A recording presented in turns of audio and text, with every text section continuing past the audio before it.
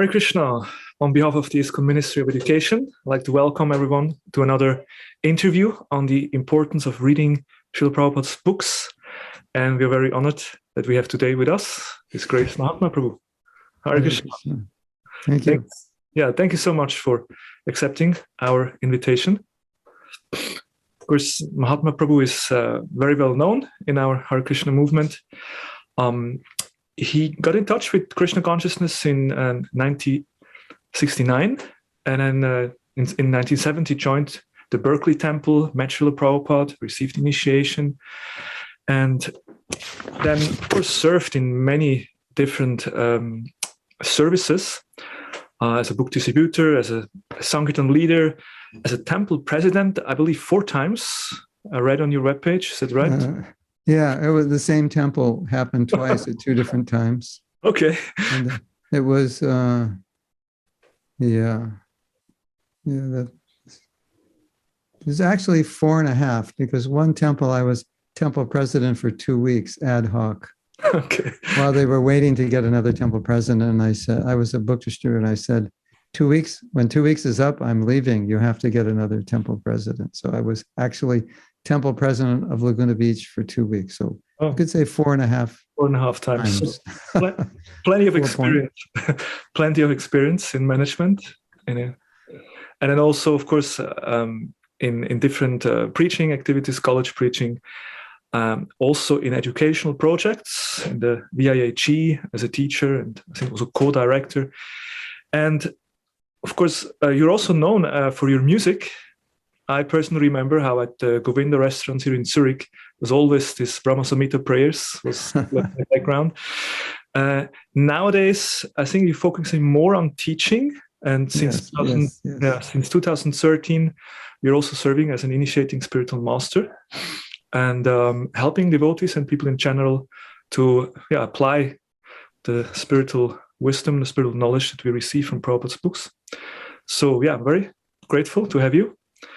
I will be focusing more on music in the future. So it's so deeply ingrained in me. I've just been extremely busy with other things, but you will hear more. Music still plays an important role in your life. Yeah. Okay. Yes. That's great.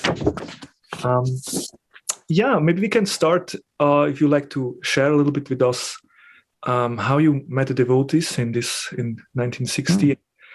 Well, actually, I think I met them, it must have been 1967 when I first saw them. Or even, 68. I'm from Los Angeles, so I'd have to figure out when the devotees were there. Probably it was 1968, and I was still in high school. And so the Harinam party was going out to places where all of us young people would go. So I was impressed. I met a devotee. I was very impressed. I was actually so impressed by this devotee that I never forgot him because he was so sincere. And I used to think, I never met anybody that sincere. So then I was I guess before that, I went to Haight-Ashbury in 1967, and I saw someone walking around with a shaved head and Sika. I thought, okay, that's unusual. Then I heard the Hare Krishna Maha Mantra on the radio. It was from the play Hair. And then I went to school in Berkeley, and by Krishna's arrangement, devotees were doing Harinam Sankirtan 6 days a week, I believe, at the entrance, either on the street that enters university or at the university. So I was pretty much surrounded by the holy name. And the home I grew up in for the first 19 years of my life was by car, probably 4-minute drive to the temple. Oh, it's closer than where I live now. Because now if I go to the temple, it would take an hour to walk there. And I actually went back a few years ago and walked it. It takes about 20 minutes from where I lived to walk to the old temple. So I was pretty much surrounded by devotees. And do you remember the first book that you received and read? I didn't receive it. I went in a bookstore and I saw Bhagavad Gita. I didn't know what it was. And I didn't have any money, so I couldn't buy it, but it wasn't Prabhupada's Gita. But when I picked it up, Super Soul said, I can remember very strongly, read this book. And I wasn't into reading books. I was more into sports. I was into philosophy, more talking, but I was very active with my body. I was into music and not so much sitting around reading. And so when I went to campus to register, Bhakta Howard, who was later to become Hridayananda Maharaj, was sitting by a card table with a little sign on it that said Bhagavad Gita, 4 units, which meant there was a Bhagavad Gita class. So I was thinking, that's the book I saw in the bookstore. Here's a class. So it was like, okay, that voice, whatever that voice was, now we know it was Super Soul. I was following that voice, like, my intuition, I thought. So I'm supposed to read this book and they're giving a class. Okay. And, it's considered a philosophy class. I need to take a philosophy class. So I kind of got the book because I signed up for the class. It was class text. So nobody came to me with the book. In those days, there were only a few hundred devotees in the whole world. And somehow or other, no devotee ever approached me. But one of them, it's so amazing the way Krishna got me, because my roommate was a friend. Actually, all my roommates were class friends, so same neighborhood as Hridayananda Maharaj. I'm from that same neighborhood. So they all knew him personally. They were all his age, like maybe a year older than me. And one of them was very interested in Krishna consciousness, and he would meet Howard. Oh, I met Howard today. He'd be in the house telling, I met Howard today, and we had this discussion, and he'd be telling everybody the discussions he had. So I'm hearing Krishna consciousness from my roommate, and he had all the magazines. So I would read all the magazines, and we go to the temple together. And he'd say, I can't go here that often. I said, why? He said, because if I do, I'll just move in. So you would say Hridayananda Maharaj was one of the devotees that had a great influence on me. So I got Bhagavad Gita by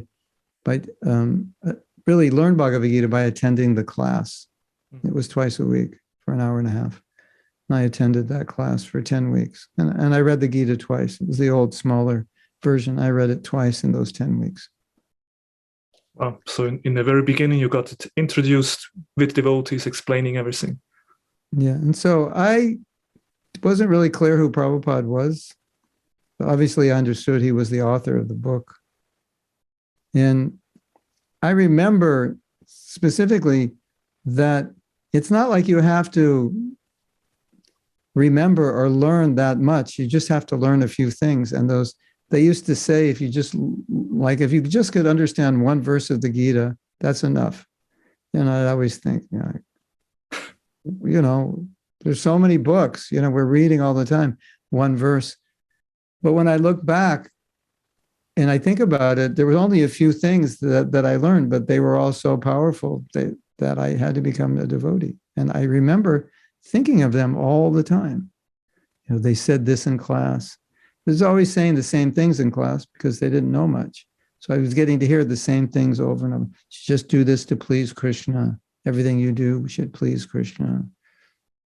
And I'd always think, okay, what am I going to do today? I have to please Krishna. It's a few nuggets. And the main thing I remember from Prabhupada's books, and I'm going back, this is 1969, and I'm remembering it because it was indelibly imprinted in my heart.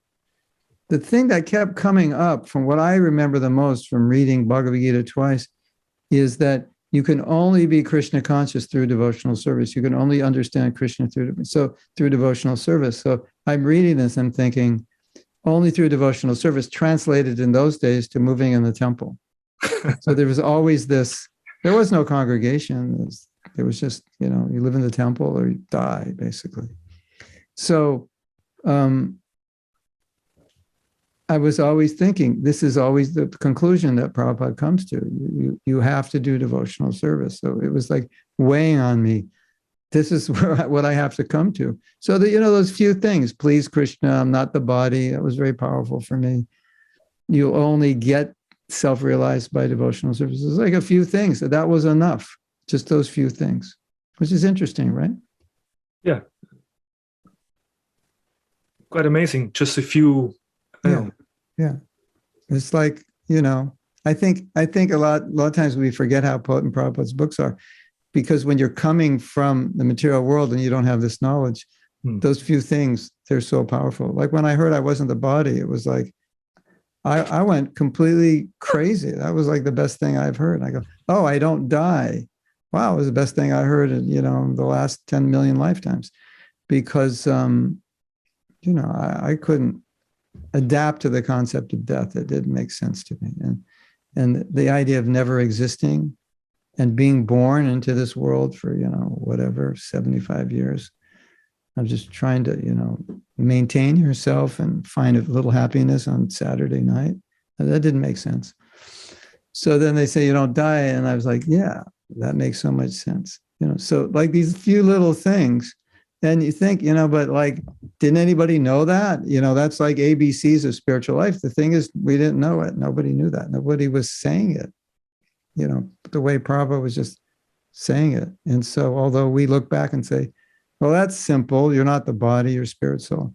But that had an incredibly powerful effect on me. I walked out of my first lecture hearing that. It's like I was in another world now. I was looking at the world completely differently. Oh, I've lived millions of lifetimes. That's quite a different perception.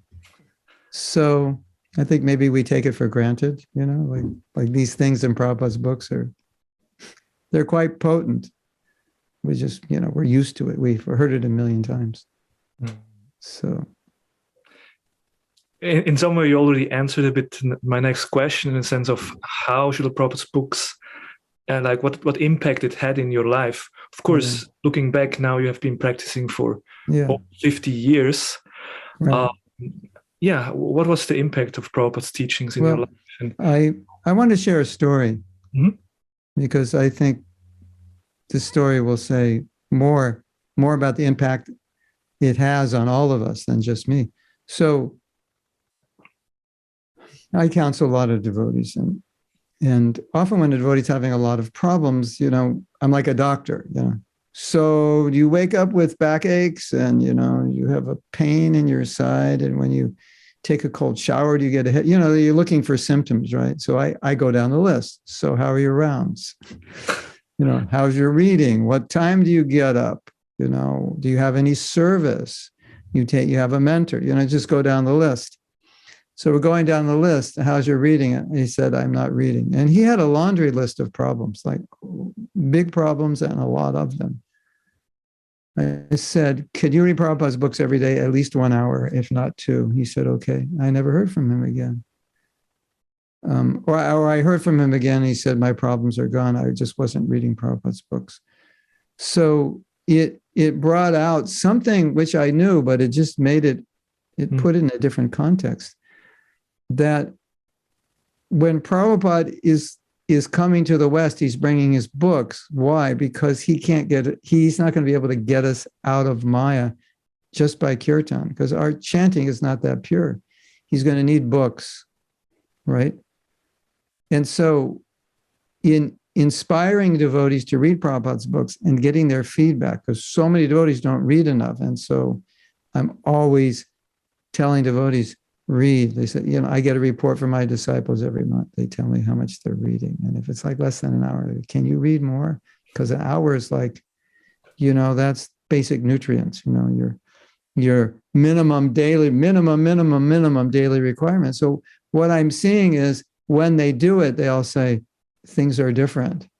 I'm so much stronger.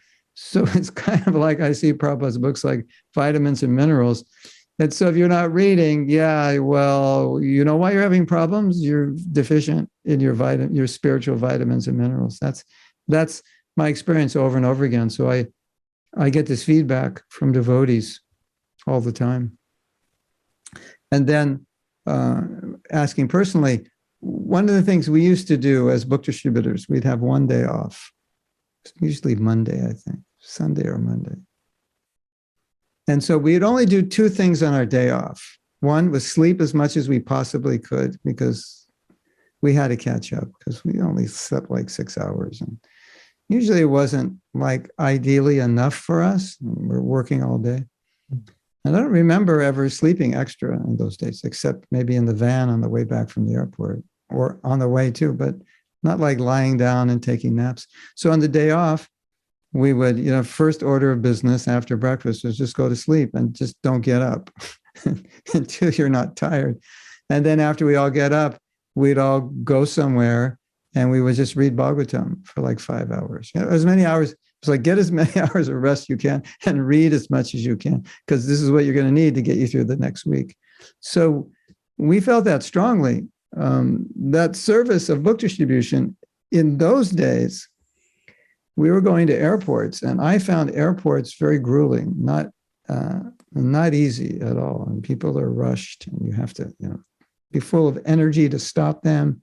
If you stop them, you've got to close the deal, so to speak, very quickly. Got to say the right thing. You just got to be on top of your game completely.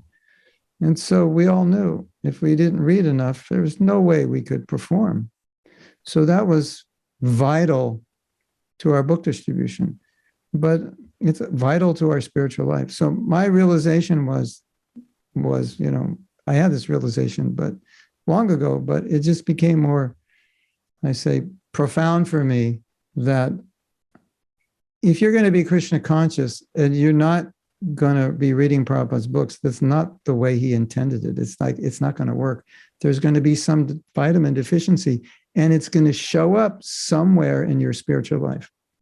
You know how sometimes devotees say, I'm really not that Krishna conscious. I'm still attached to watching movies, and I'm still attached to this, and it's hard to get up early, and, all those things that are difficult.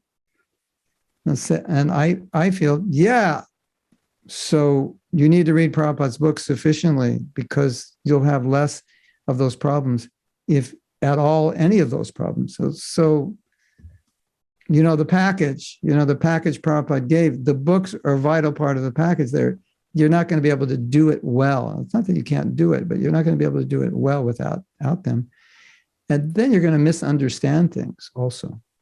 You're not going to, someone's going to say something in a class that could be a little off, and you won't even know it. Some devotee's going to tell you something it's a little off. You won't know it because you haven't read. Or you will say something it's a little off and you don't know. So that's kind of my experience with the books. Of course, we could say more, but I'll let you ask more. It's interesting that it seems that at the time of initiation, we give vows to chant 16 rounds and follow the 4 regulative principles, but we don't vow for a specific time to read. Oh, yeah, right. And it seems that it seems at some point, like in your Sankirtan days, it was quite a common practice. It was very well known. Do you feel it has got lost over time nowadays in our movement, or? Well, Vaisheshika Prabhu always says, if you want to distribute books, you got to read them. So he's definitely preaching that. I think in the Brahmacharya ashram, amongst those who were not book distributors, book distribution was still, reading books was still quite prominent. And all of us as brahmacharis were always learning shlokas, like all the time. So I can't speak for the brahmacharya ashrams nowadays, but I would suspect we were probably a little more into it than maybe your average devotee now. Of course, Prabhupada was our spiritual master. It was natural. The books were coming out, so you do, 5th canto, part 1 is out, you would go, go into the boiler room and lock the door and just read the whole thing, not go on Sankirtan that day or something, So it was more exciting also. But I think there was definitely more of a flavor, more of a taste for that. There weren't a lot of other books. Now you have more books, so you could read other books and maybe not get through all of Prabhupada's books as quickly as possible. But I can't say for sure if it's the influence of Kali Yuga or what it is, but it seems like in those days we were reading more. It seemed more part of the landscape of ISKCON. And I would just encourage devotees that if you're not reading sufficiently, you've got a spiritual vitamin deficiency. You know, like sometimes you look at your nails and there's little white spots, and the doctor says, well, that's because you're deficient in something, you know. So, you know, there's indications of deficiencies, bad japa, not reading, etc., etc. It's a powerful analogy, like a doctor who can see. Yeah. Is missing. I mean, the opinion of the senior devotees in ISKCON is, yeah, where the reading of Prabhupada's books has lessened. Yeah. That's definitely one of, and the opinion of the leaders is that's one of the biggest problems that we're facing now, is that it's less than it used to be. And yeah, for sure, it's one reason why we conduct these kind of interviews. Yeah, also. yeah, it's important. Trying to inspire devotees. It's important. Would you like to share with us how do you experience Prabhupada's presence in his books? Mm-hmm. Sometimes I experience it like a personal letter, and I think it's a nice way to read.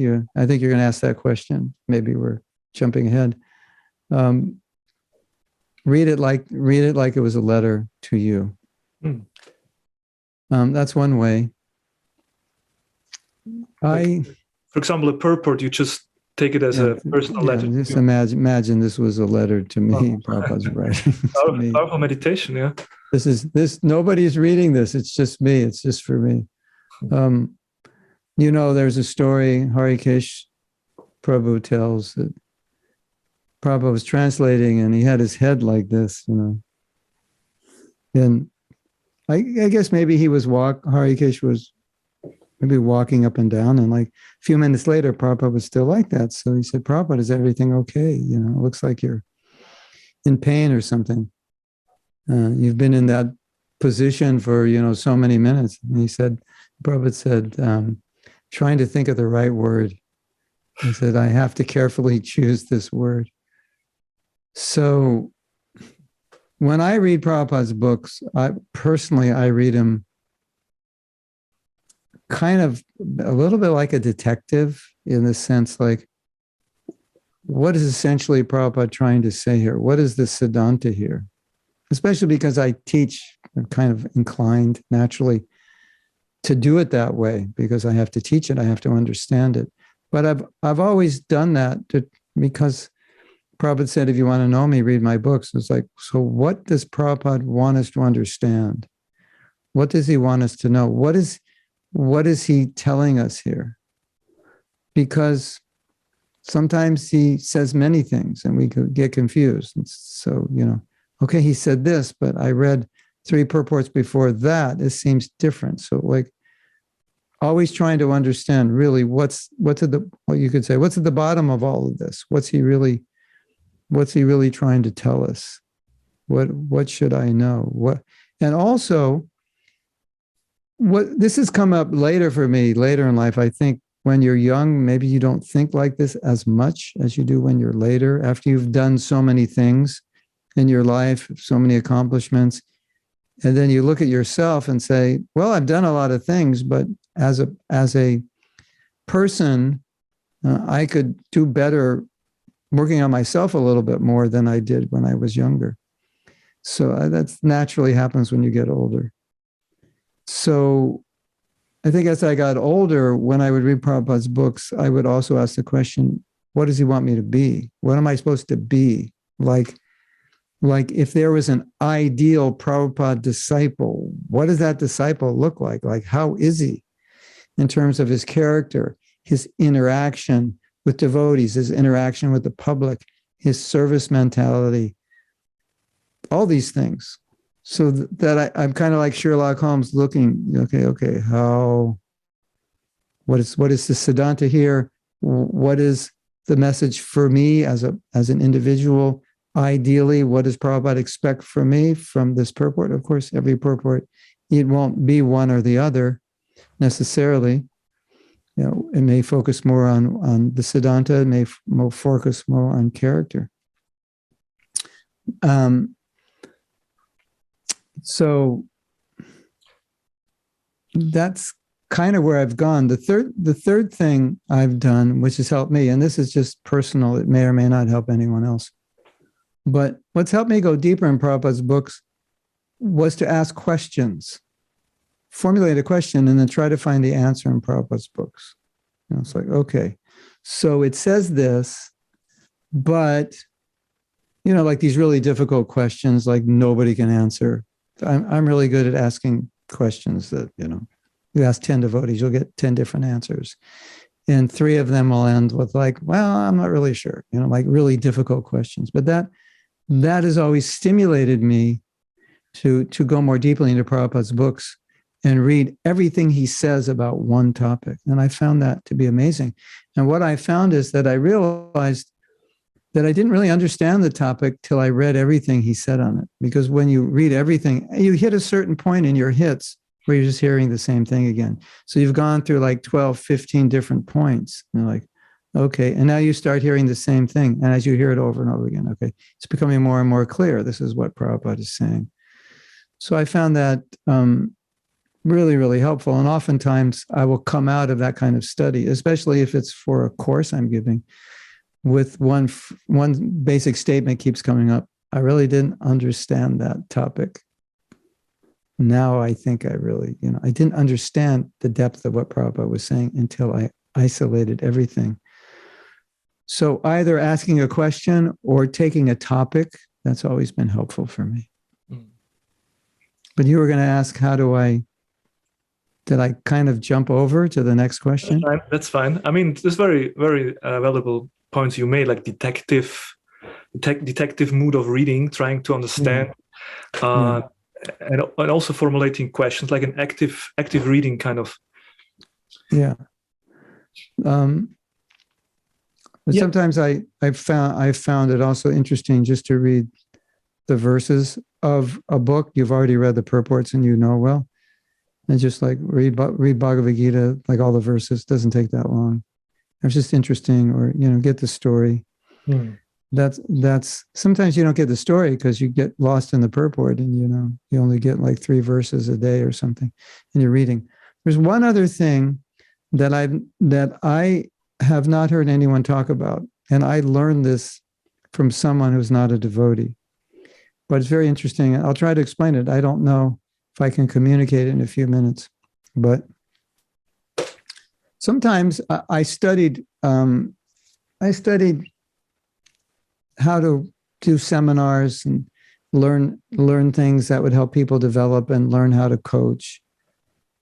And sometimes they would teach something and I'd ask a question. I said, I don't understand this. And they would say, well, just read it and feel it and see what happens. Like they'd say, feel. Read it again and feel it. I thought, feel it? That's interesting. Although Prabhupada sometimes said, if you don't understand, just read it again. But they said, read it again, but feel it. And it's like, okay, you're going to feel it, which basically means you're not going to analyze it. You're going to, what's the emotional experience? Allow the emotion of what you're reading to enter without analyzing it. And I'm like the king of analysis. So it took me a while to learn how not to analyze. I mean, this is over years. It was kind of like I knew how not to analyze when they told me to feel. But if they told me that, you know, 5 years earlier, I was like, what are you talking about? You know, what's the point of reading it if you don't analyze it? So anyway, I read the story of Ambarish Maharaj and Durvasa Muni, and I said, okay, they said, feel it. I'll just like feel the story. And the story opened up in ways that I'd never really saw before, just because I was just trying to feel, like, what's Ambarish feeling? What's Durvasa feeling? What's going on here? What's Krishna feeling? That was a whole new experience. So I just wanted to share that to everybody, that if you can try to do that and not just sometimes read something, you know, it's not that you can't analyze it. You can analyze it all you want, but then read it and just feel it and see if something doesn't open up that you didn't really get when you were analyzing it. And that's what happened to me. Things came out of it. And I read the story many times. I probably had read it 10 times or whatever, or at least. And then I read it with feeling. And I was like, oh, so Ambarish, Durvasa tried to kill Ambarish. And then he's waiting there a year for him to come and take breakfast, however that works. He comes back after a year, and Javasa says, please forgive me. Ambarish says, for what? No problem. Oh, okay. Let's have breakfast. And so after I read this, I thought, could you serve breakfast to someone who just tried to kill you? I don't think so. But that never came to mind when I was in analytical mode. But when I was feeling it, I was like, all of a sudden, I could see that. Maybe it was obvious. Maybe it's just me. I missed it. But I could see that. Wait a minute. Ambarish is serving breakfast to someone who tried to kill him. That's unheard of. You know, Prabhu, I got an issue with you. You didn't smile at me today. All right. We can get over that. You know, he's not even reacting to being an attempt on his life. So I just wanted to share that. I think that's something that I would suggest everybody try. That's very interesting. Yeah, basically you try to really understand what people feel in these stories and descriptions, and be part of that more on the emotional level. Okay. Or what you're feeling also, like yeah. What they're feeling, I think, will come as a byproduct of what you're feeling. Will be a reflection. Yeah. What do you feel when you read this? Don't analyze it. Just what do you feel? Interesting. In some ways, you try it. And I will certainly try it. I'm just reading also Brihad Bhagavatamrita, so I will apply it there. Yeah. So in some way, it's also like about relishing, because sometimes we study something, we need to find something, prepare, but sometimes it's good to also just relish, just to read and absorb, isn't it? Yeah. I think some devotees have trouble with this word relish because it sounds like I'm enjoying Krishna. You know, it's like, am I supposed to enjoy? I'm not the enjoyer. I'm not supposed to enjoy anything. So like, you know, the whole idea of enjoying, you know, but everywhere in the Bhagavatam, it's always talking about nectar for the ear, karnamrita, you know, and there's always this word nectar and relishing and taste. That is so important in Krishna consciousness. And in fact, like if you ever hang out with Dravida Prabhu, he has a word for this. He said, we are nectar hounds. We are searching for the nectar. You know, here's a verse. Here, you want some nectar? Here's a verse. So this is actually what devotees do. They churn the nectar. And it's such a simple principle, because that nectar is Baba Sodach, the medicine for birth and death. That will cure the disease of birth and death. It cures the disease, and it is giving us the taste. Raso varjam rasopiyasya. It's giving us taste. So when the symptom of an advanced devotee is they have a taste for chanting, they have a taste for hearing the Bhagavatam, that hearing becomes extremely important to them. They can't live without it. So yes, I would encourage devotees, you all should become nectar hounds. Extract nectar from Prabhupada's books as much as possible. Share that nectar, churn that nectar. The result will be, there'll be so many amazing results. You'll be satisfied. And so many of your problems will be diminished or disappear when you're satisfied. Because really all this hankering is coming because we're not spiritually, most of it is because we're not spiritually satisfied. So, Yeah, hearing you talk, I feel the next question kind of not necessary to ask is like how to overcome obstacles in reading. You know, someone feels tired, has no taste. I do have a remedy for that. You already gave a lot of good reasons for reading. Yeah, but something practical can help. So I established a recording studio. It's actually in that door behind me. And this was probably like, well, we've been in this house, I think 16 years or something like that, or 17 years. And so it's been there, but it hasn't been used a lot because finding time has always been difficult because of my other services. And so I was reading a magazine on recording, and I guess it's a problem for many people who have studios in their home, who have full-time jobs and families, because when do you find time? So he said, you should make an appointment with yourself. Like I was working with Havi Prabhu, we're working on a new version of Brahma Samhita. And so we would set a time. And it was a time that was good for both of us. And so he would come and I'd always be ready. And we worked together. And, we worked probably like 40 hours over a few months. And I would have never found that 40 hours, except that he, was coming and his time is valuable and I had to be ready. So in this article, it said, make an appointment with yourself to go in your recording studio. And I thought, that's really interesting. Make an appointment with yourself, like put in your schedule. I'm going to go in the studio this time. So make an appointment with yourself to read. So what I found is if you just make the appointment and you're disciplined enough to keep it and keep those eyelids open for that period of time and make sure you're not tired at that time. And even if you don't want to read, you just like, well, I've committed. This is my sadhana. It becomes much easier than if it's I'll try to fit it in or try to find time. So I've done a lot of that early in the morning because I found that was, for me, was the easiest. So I had to adapt a little bit. So I didn't chant all my rounds in the morning, which is not ideal. But I always finish my rounds. But if I compromise my reading and try to find a time, I don't always get it. So I always found like after Mangalarti, I'd chant half my rounds. Then I could read.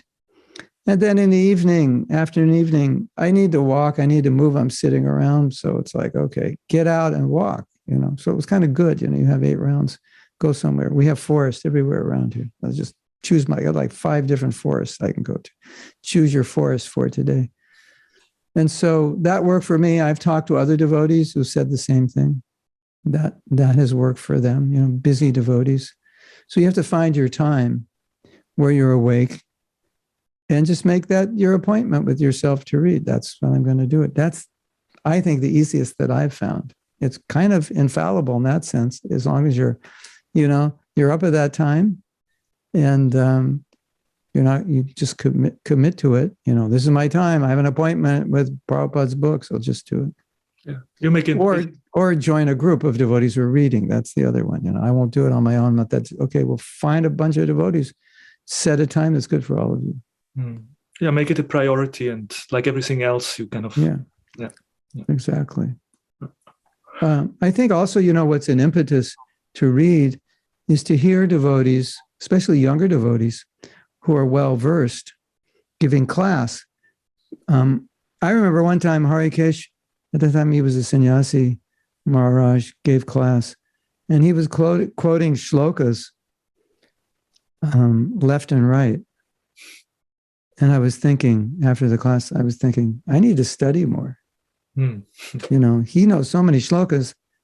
I don't know all the shlokas he quoted. I'm deficient. I felt deficient. Like I have to utilize my time.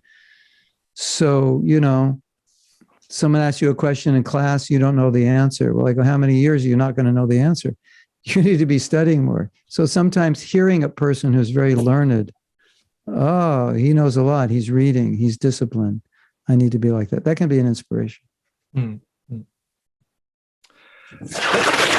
About practical application, just before we wind up. Yeah. You're well known for someone who really stresses application. I found that statement of yours, the mission statement. My mission is to give devotees the best weapon available to fight their war with Maya, and the training required to expertly use those weapons and strategies needed to win the war. So it's a nice meditation, and then also we look at your seminars. It's all about transformation through forgiveness, power of humility, japa. Yeah. Also, your book is the latest book is Living the Wisdom of Bhakti. Yeah. That's exactly what that book was about. Yeah. Yeah. So I would be very curious on one hand, hear what is your personal journey that brought you to this point? Why do you felt it so important to focus on this? And then maybe you can give some example how can apply the wisdom of Prabhupada's books in our daily life. It was actually hard to say what made a transition, but I can think of one thing that happened along the way. It probably happened earlier, but this is more recent, maybe 15 years ago. I did a training on how to teach seminars, workshops. These are like, how to teach like a 5-day workshop that goes like 12 hours a day and keep people on the edge of their seat. And the person who taught it is maybe the second most popular person in North America, just under Tony Robbins, who's the top. So he was teaching us how to do this. And one of the things that he said is like, you have to open people's minds up. Like Prabhupada said, theoretically accept the Gita, even if you don't accept it, at least theoretically. So the way he does it is he said, the worst thing, he's talking to the audience now. He's showing us how he does this. And you can all use this if you find it useful. He said, the 3 worst words for learning is, I know that. And he said, you may know it, but if you don't live it, you don't actually know it. Like, for example, let's say someone's giving a class on how to make $1 million. And say, yeah, I've been to those classes. I know all that. Are you a millionaire? No. Then he would say, well, if you're not, you don't know it. So he went on to explain. He said, you've heard of it. You know about it. You have the information. But unless you're living it, you can't really say that you know it. So that struck a chord because we see this in our own lives and the lives of other devotees. And it became kind of a journey in taking the teachings of Prabhupada and translating them into action in more of a systematic step-by-step way. Because as I was learning how to facilitate seminars and studying other people who do this, that's what they do. They take philosophy, a principle, and they start dissecting it into little steps of practice. Both so you can reflect and see, do I actually understand this?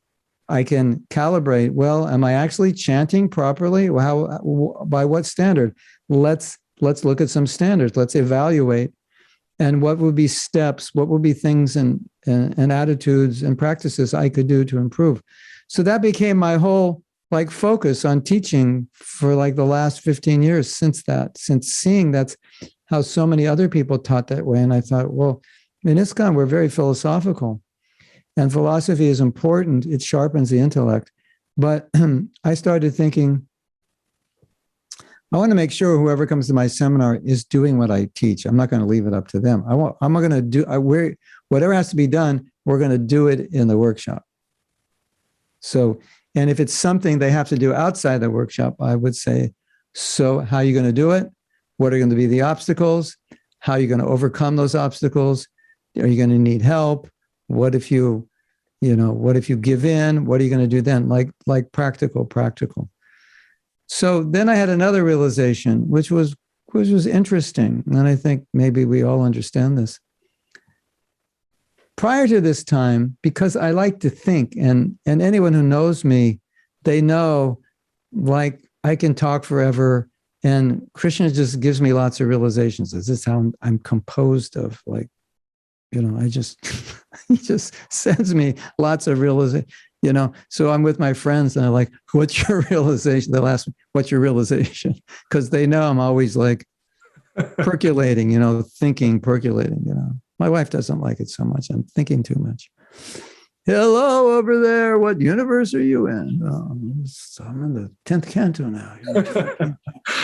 That's my life, And so through trying to be more introspective and trying to be more practical in application of philosophy, I came to this point of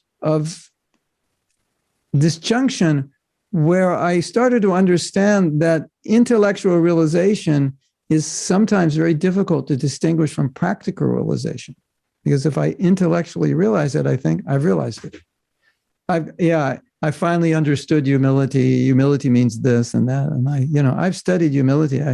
I've given many classes and workshops about it, like intellectually, I think I got it down, but it has nothing to do with me being humble. But it's hard to distinguish that because I think because I've understood it, then it must be affecting me. So I realize there are two different things. And I think we get caught up in this. We have the intellect, and in Vedic system of learning, that intellectualization is only one stage. It's more like the assimilation stage.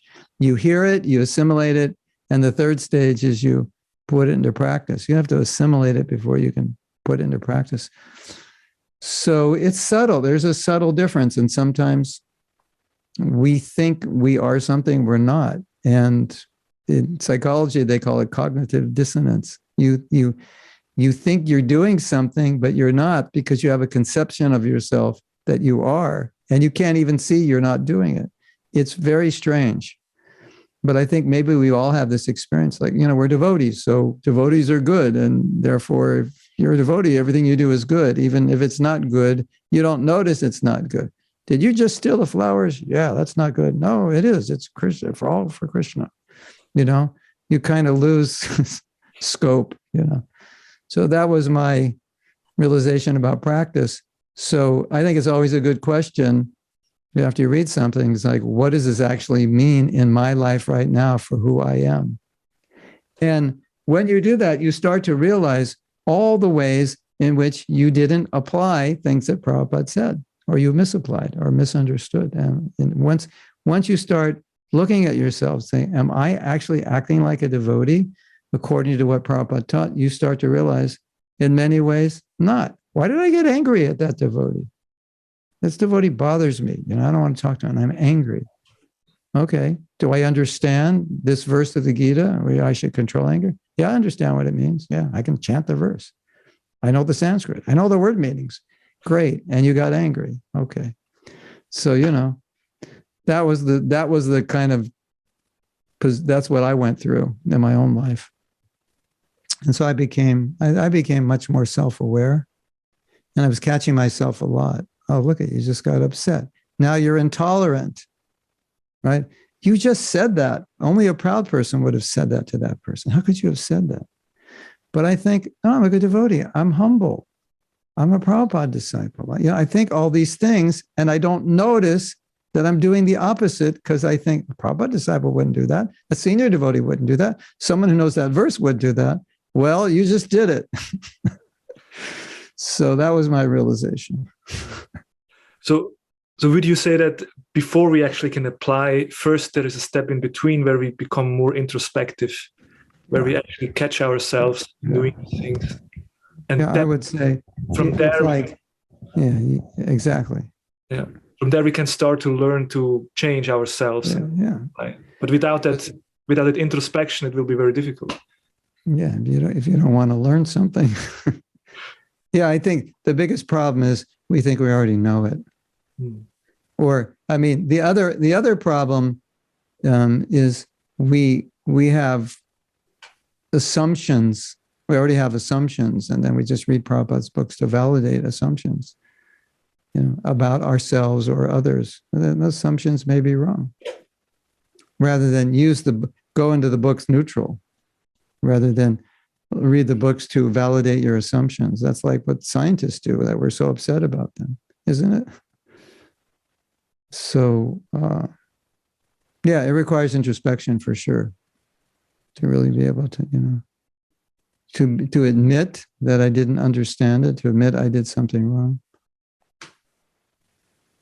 That's hard. False ego doesn't like that. False ego revolts. The big one for me, because I'm married, is that when you're married, maybe it's true also for brahmacharis, but maybe less so. But when you're married, it's like, I ask devotees, if I had a video camera on your life, let's say for the last month, we're in a workshop, let's say 100 devotees. Say, if I had a video of your life, would you be okay if I showed that on the screen right now? And they're all like, no, don't show it. I'm like, why not? You're a devotee,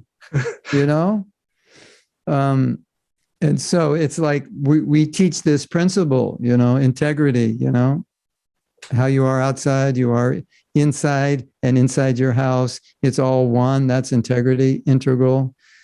And so that shouldn't be there. There shouldn't be like, if I don't want you to see how I treat my wife and kids, or I don't want you to see me at work, how I treat my employees. Like, why? Why do you treat them differently than what Krishna is instructing you, than what Prabhupada wants you? So I always tell devotees, your sadhana begins at 9 o'clock in the morning.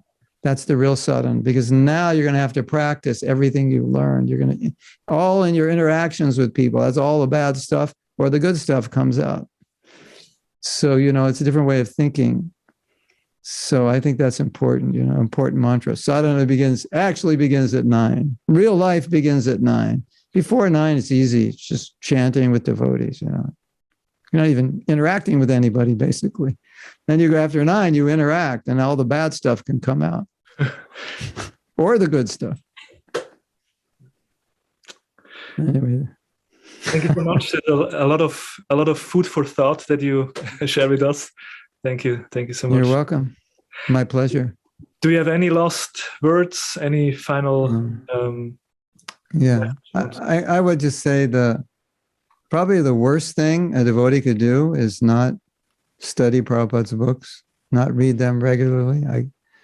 You could say, well, was that worse than not chanting? Well, if you study the Shastra, Bhaktivinoda Thakur says every Shastra, the essence of every Shastra is teaching you to chant purely. So how are you going to chant purely if you're not studying the Shastras that are going to help you chant purely? Like most of the offenses, I think only one offense is made while chanting. The rest are made while we're not chanting. So having Prabhupada's books is essential. And it's just, I would say it's violence to yourself to avoid them. It's kind of like self-hatred. And I know some devotees say they're academic, or Prabhupada repeats himself, or this or that.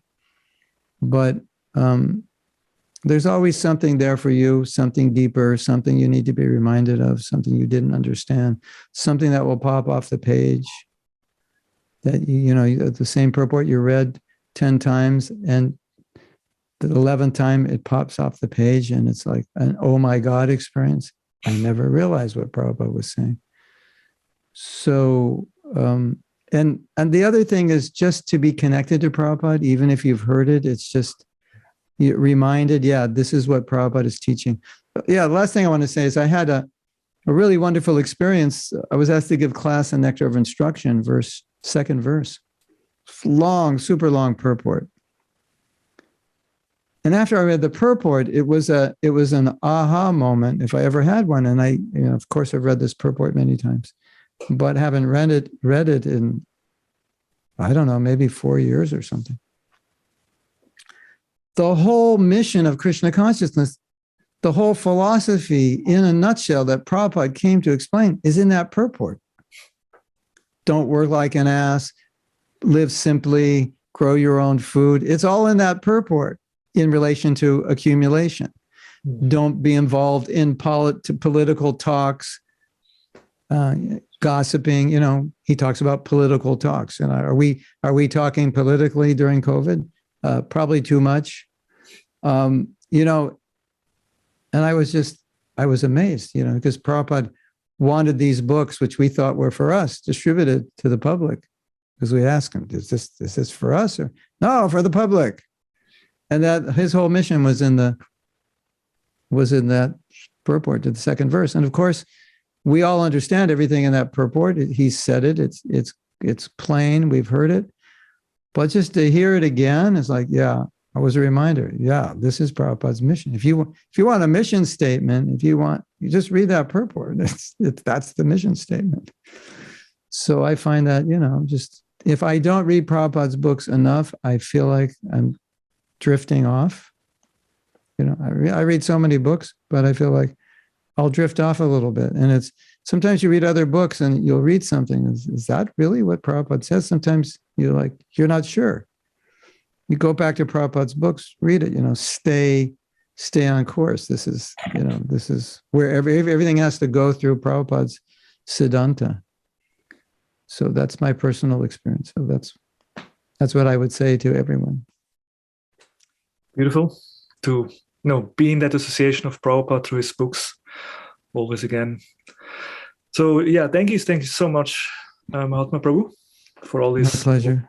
Realization was really, it was a great pleasure and honor to talk to you. Thank you so much.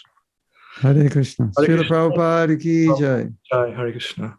Go Premanandi. Hari Hari Bol. Hare Krishna, Hare Krishna, Krishna Krishna, Hare Hare, Hare Rama, Hare Rama, Rama Rama, Hare Hare.